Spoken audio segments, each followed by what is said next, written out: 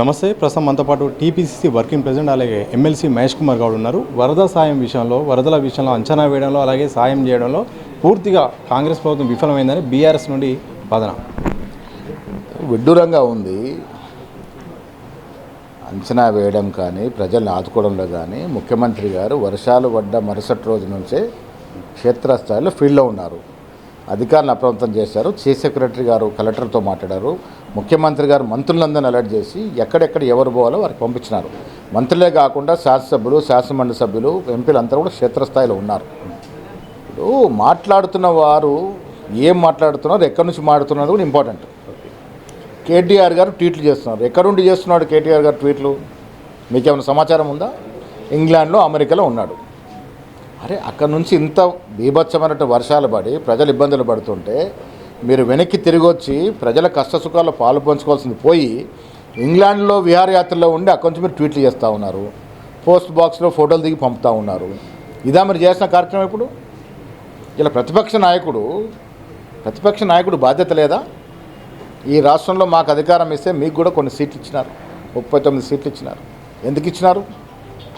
ప్రతిపక్ష బాధ్యత నిర్వహించాల్సిందిగా ఇచ్చినారు. మీరు అసెంబ్లీకి రారు, అసెంబ్లీలో మీ బాని వినిపించరు, ప్రజల పక్షాన మీరు మాట్లాడాల్సింది మాట్లాడరు. వీళ్ళు ఇంత విపత్కర పరిస్థితులు ఉంటే ఫామ్ హౌస్లో పడుకుంటారు. ఇది ప్రతిపక్ష నాయకుడు చేయాల్సిన కార్యక్రమం కాదు కదా.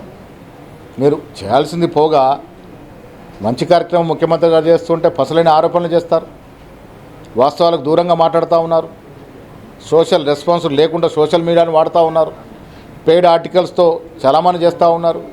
ఇవన్నీ ప్రజలు గ్రహిస్తూ ఉన్నారు.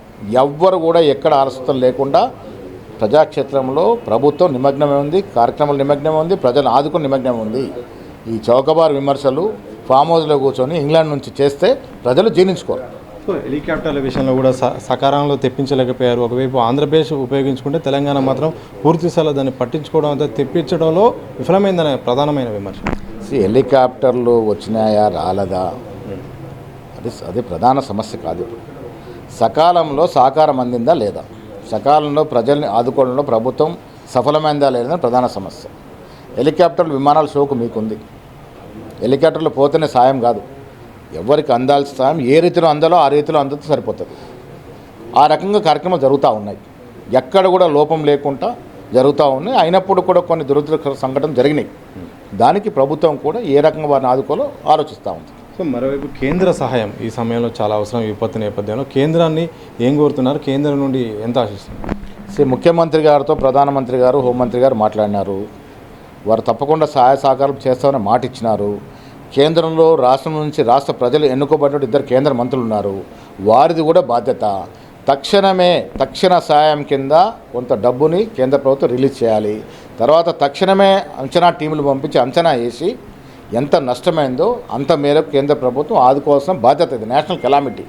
సో కేంద్ర ప్రభుత్వం మనం ఆదుకోవాల్సిన బాధ్యత. దాంట్లో కేంద్ర మంత్రులు కూడా వారి పరిపూర్ణ సహకారం అందించాల్సిన బాధ్యత. సో మరోవైపు సీఎం పర్యటన పైన అలాగే రాష్ట్ర మంత్రులపైన, కాంగ్రెస్ నేతలపైన ట్రోలింగ్ జరుగుతుంది. ఒక సోషల్ మీడియా నుండి, ఒక పార్టీ నుండి కానీ ట్రోలింగ్. ఈ నేపథ్యాన్ని ఎట్లా చెప్తారు?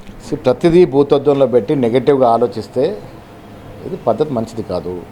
ట్రోలింగ్ ఏమని చేస్తూ ఉన్నారు? రివ్యూ దగ్గర పూల బుకే ఉందని. ఇప్పుడు ముఖ్యమంత్రి గారు పర్యటనకి వెళ్ళి క్షేత్రస్థాయిలో ఫిజికల్గా విజిట్ చేసి చూసిన తర్వాత రివ్యూలు చేస్తారు. ఎక్కడ చేస్తారు రివ్యూలు? దగ్గరలో పంచాయతీ ఆఫీసో, మున్సిపల్ ఆఫీసో ఎక్కడో అక్కడ చేస్తారు. అక్కడ ఎవరో ఒకరు బుకే పెడితే దాన్ని ట్రోల్ చేస్తే ఇంక అంతకన్నా దౌర్భాగ్యం ఏముంటుంది? ముఖ్యమంత్రి గారు క్షేత్రస్థాయిలో ఉన్నారా లేదా, అధికారులు క్షేత్రస్థాయిలో పనిచేస్తున్నారా లేదా, ఇది మనకు ప్రధానం. రివ్యూ చేశారు ముఖ్యమంత్రి, చేయాల్సిన అవసరం ఉంటుంది. ఎక్కడ ఎంత నష్టమైంది, ఏ అధికారి ఇచ్చే వివరణ ఎంత మేరకు ఉంటుంది, ఏ అధికారి ద్వారా ఏ సమాచారం వస్తుందో అప్పుడు రివ్యూ చేస్తారు. అది ఆనవాయితీ. దాన్ని ట్రోల్ చేయాల్సిన అవసరం లేదు. సో హైడ్రా యొక్క ప్రాధాన్యత కూడా ఈ సందర్భంలో కనిపిస్తుంది. హైదరాబాద్లో ఇప్పుడు హైడ్రాతో పాటు దాని విస్తరణ కూడా చేస్తే ఇలాంటి ఆక్రమణలు జరగదు. ఖమ్మం లాంటి విపత్తు గల కారణం ఆక్రమణ అనేది ఒక ప్రధాన కారణం అనిపిస్తుంది. దాని విషయంలో ఏంటి? HYDRAA most successful mission. ముఖ్యమంత్రి గారు తీసుకున్నటువంటి దూరదృష్టితో తీసుకున్నటువంటి నిర్ణయం ఇది.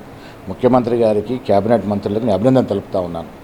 హైదరాబాద్ ఒకప్పుడు సుందర భాగ్యనగరం, సిటీ ఆఫ్ లేక్స్. ఇలా దేశంలో భోపాల్ నగరాన్ని అందరూ సిటీ ఆఫ్ లేక్స్ అంటారు. అంతకన్నా పెద్ద నగరం, అంతకన్నా ఎక్కువ చెరువుల నగరం మన హైదరాబాద్. ఇవన్నీ కుదించుకుపోయినాయి. వెళ్ళిన మోకిలాలు అక్కడక్కడ విల్లాల్లోకి నీళ్ళు వచ్చాయి అంటే ఎందుకు వస్తూ ఉన్నాయి?